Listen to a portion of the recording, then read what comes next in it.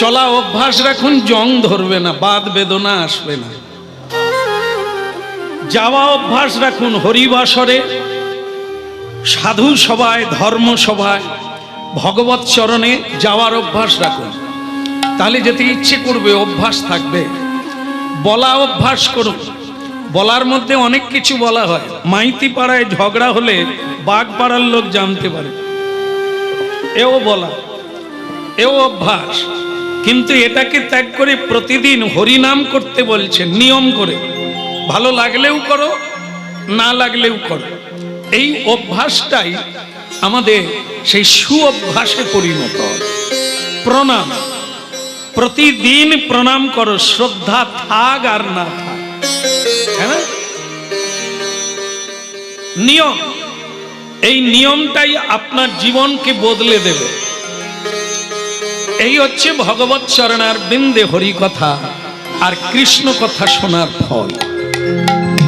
মহাপ্রভু বলেছেন, চারি যুগে চারি ধর্ম জীবেরই কারণ, কলি যুগের ধর্ম হয় হরি নাম সংকীর্তন। হরের নামই বকে বলো। এই কলিকালে অন্য কোনো ধর্ম করলে হবে না।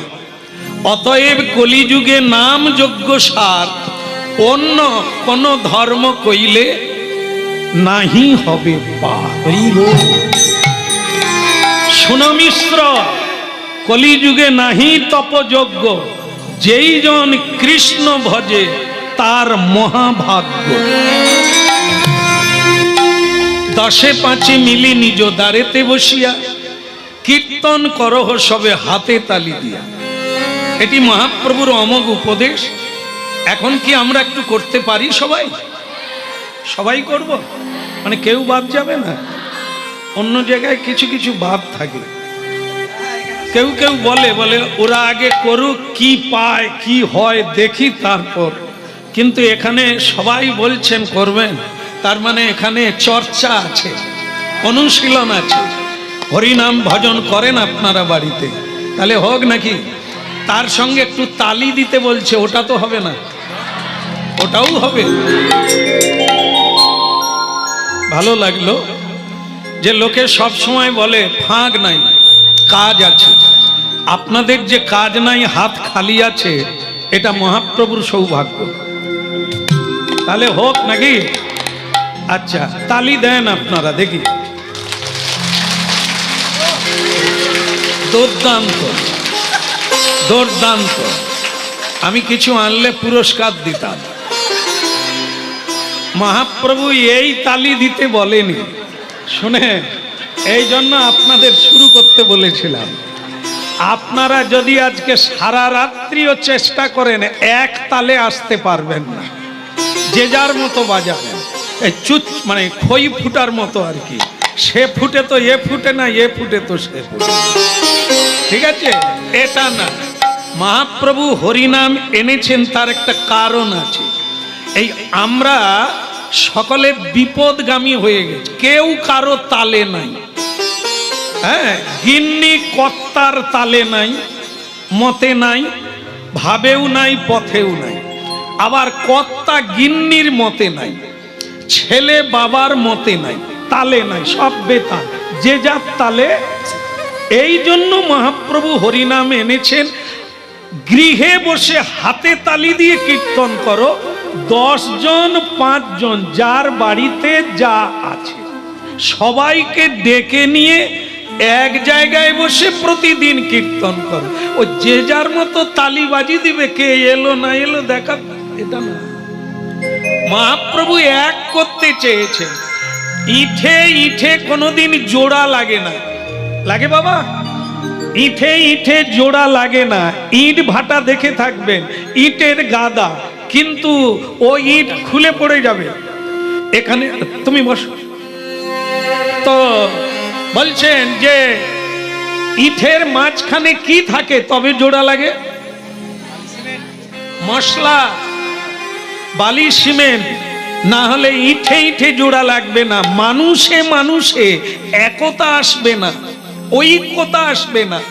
হ্যাঁ, ঐক্য মানে এক হতে হবে। মহাপ্রভু চেয়েছেন সমতাবাদ।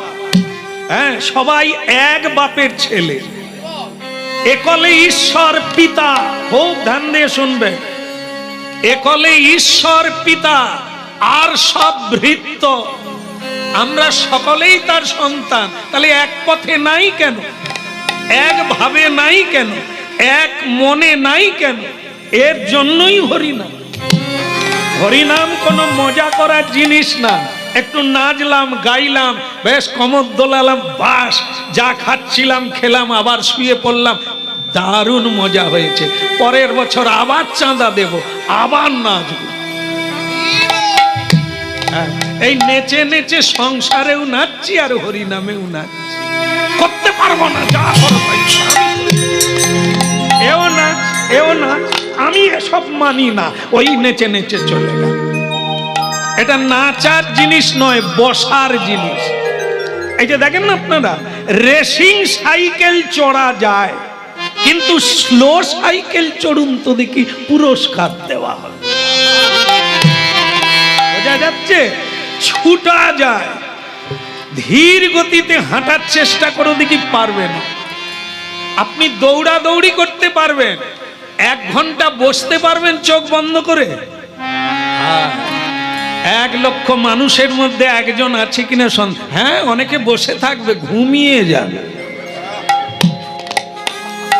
এই জন্য লাফালাফি করা যাবে, হাঙ্গামা এখন অনেক বেরিয়ে গেছে। হ্যাঁ, আর এই মাইক বালাদের ডিজে, এই এখনই আস্তে আস্তে আপনাদের খোনাডিহিতে আটকে গেলাম, বাজতা হ্যাঁ কান ফাটতা হ্যাঁ। দোকানদাররা মনে করছে বোধহয় ঝাঁপ ফেলে দিলে শান্তি পায়। এই সে গেল, তবে এখানে আসতে পারলাম, অনেকটা সময় লাগলো। আমরাও নাচবো ভাবছিলাম।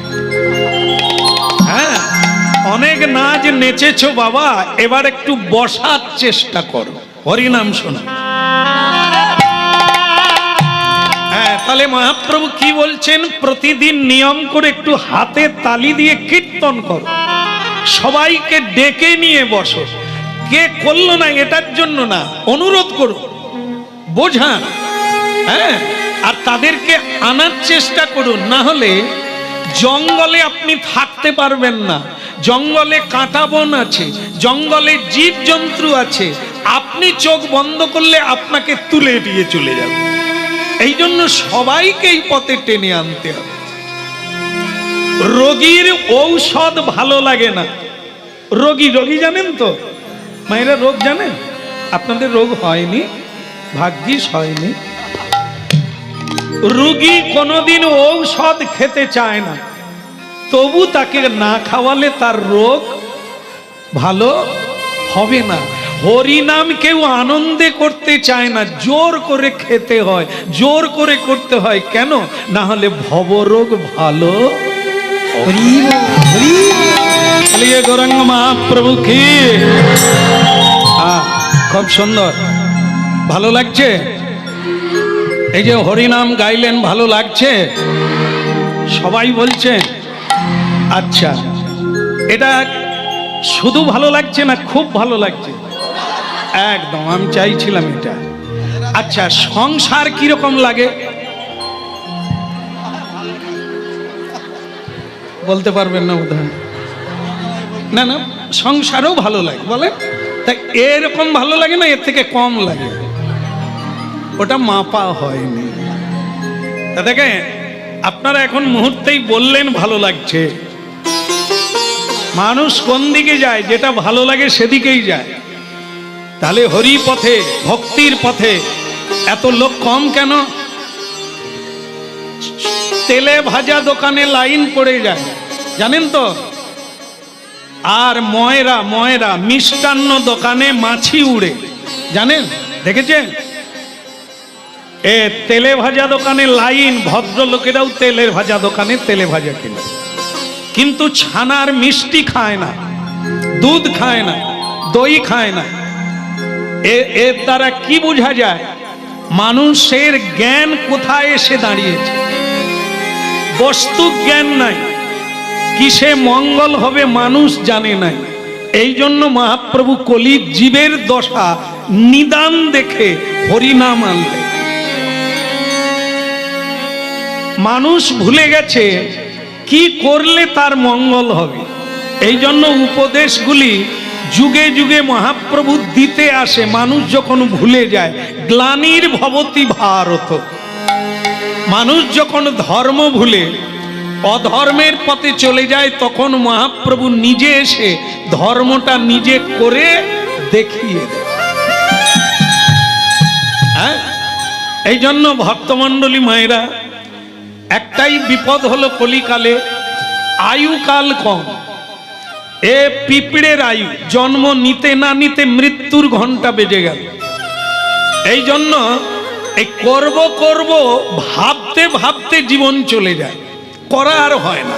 তাই আমাদেরকে আবার নিজ জনি মানে ইতর জনিতে জন্ম নিতে হয়। ইতর মানে কীট পতঙ্গ, কৃমি কীট, লতা পাতা, গুল্ম, এগুলি হচ্ছে ইতর জন্ম, নিম্ন জন্ম। আমরা সেই স্তরে চলে যাই, এই ভজন করব করব করে করা হয়। এই জন্য মহাপ্রভু এসেছেন ছাই চাপা আগুনকে নিচে থেকে উপরে তুলে দেওয়ার জন্য। বোঝাবার কেমন? তাই চেত দর্পণ মার্জনং ভব মহা দাবাগ্নি নির্বাপন। প্রথমত যারা আমরা কোনোদিন হরিনাম করি না, আজ গ্রামে হরিনাম হচ্ছে, অনেক মায়েরা জীবনে কোথাও হরিনাম শুনতে যায় না। আমি জানি তারাও আজকে এসেছে। এরা এসে মানে নারকেল তেল টেল দিয়ে মুখ টুক মেজে নিয়ে একটা সিঁদুরের ফোঁটা দিয়ে চল পুটির মা দেখি কিরকম হরিনাম। বাস, হ্যাঁ, তাদের জন্য বলা হচ্ছে। মহাপ্রভু কিন্তু তাদের জন্য, যারা এই হরিবাসরে আছেন, তিলক দিয়েছেন, গলায় তুলসীর মালা, হাতে জপের মালা, এনারা অনেক আগের থেকে গৌর গোবিন্দের কৃপা পেয়েছে। এনারা পথে নেমে পড়েছেন। আমার মতো কিছু উটকো লোকেরা দেখি, এটার পরে দেখবো ওটা, এই দেখতে দেখতে বেগুন হিড়কিচা হয়ে গেল, আর সিদ্ধ হলো না। এই জন্য ভক্তমণ্ডলী মায়েরা, আর একটা কি বলুন তো, কলিকালের মানুষে আচ্ছা শাস্ত্রে বলছে, সত্য কিনা আপনারাই বলবেন, বলে কলহ প্রিয়, মানে ঝগড়া করতে যতটা রুচিবোধ মনে করে, হরিনাম করতে ততটা রুচি নাই। এটা ঠিক কিনা আপনারাই বলবেন, আমার জানা নাই। প্রতিদিন যেন একটু ঝগড়া না হলে গায়ের যেন মেজমেজানি কাটেনি, কিন্তু প্রতিদিন হরিনাম না করলেও চলে। এই যে দোষটা, এই দোষটা কাটাতে বলেছেন মহাপ্রভু। নিত্য ভগবান, নিত্য দাস, জীব নিত্য কৃষ্ণ দাস। অতএব প্রতিদিন একটু গোবিন্দ নাম করা, এটি জীবের কর্তব্য। যেমন আপনারা বলেন বাঘ ভল্লুক, এরা ভোর 4টায় উঠে কলগেট দিয়ে ব্রাশ করে, ঠাকুমা করে?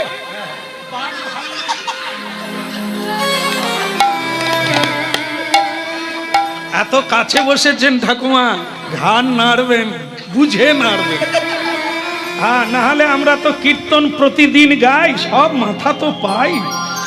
আমি বললাম বাঘেরা কলগেট দিয়ে দাঁত মাজে, ছুঁচো মুখ ধুয়ে, এ সবেই ঘাড় নাড়বে, তারের পুতুল, ওসব চলবে না। শুনে ঘাড় নাড়তে হবে, বুঝে ঘাড় নাড়তে হবে, ঠিক আছে? হ্যাঁ, বলো রাধে রাধে। হ্যাঁ, আরে বাবা, মাছ ধরতে গেলে পালা ফেলাতে হয়, চার ফেলাতে হয়। কৃষ্ণ কথা বলবো, দু চার কথা না বললে আপনারাই বা বসবেন কি করে? এই জন্য কি বাঘ সিংহ মুখ ধোয়ে না, হ্যাঁ, মার্জন করে না, আর প্রণাম করে না সকালবেলা। ভগবানকে আগে প্রণাম, তারপরে নাম, তারপরে কাম, তারপরে খাওয়া। এটি হচ্ছে সংবিধান, মেনে চলতে হবে, না হলে তুমি কে তোমার ব্যবহারই বলে দেবে। দেখে